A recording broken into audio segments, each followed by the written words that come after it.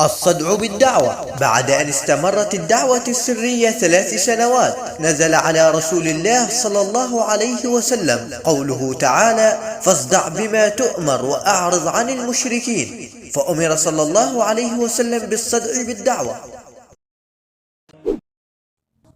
صعد رسول الله صلى الله عليه وسلم جبل الصفا وصدع للناس بدعوته، وأخبرهم أنه رسول الله صلى الله عليه وسلم للعالمين.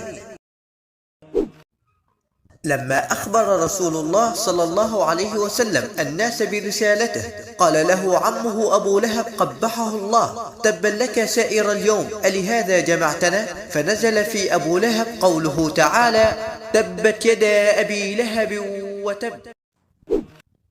ردة فعل قريش من دعوته صلى الله عليه وسلم.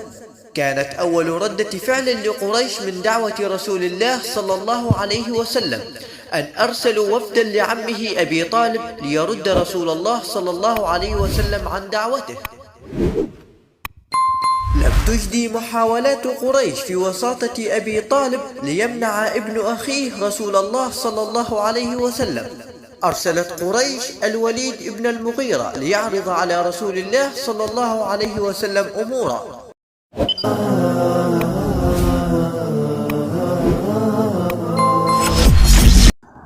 صفحات من التاريخ.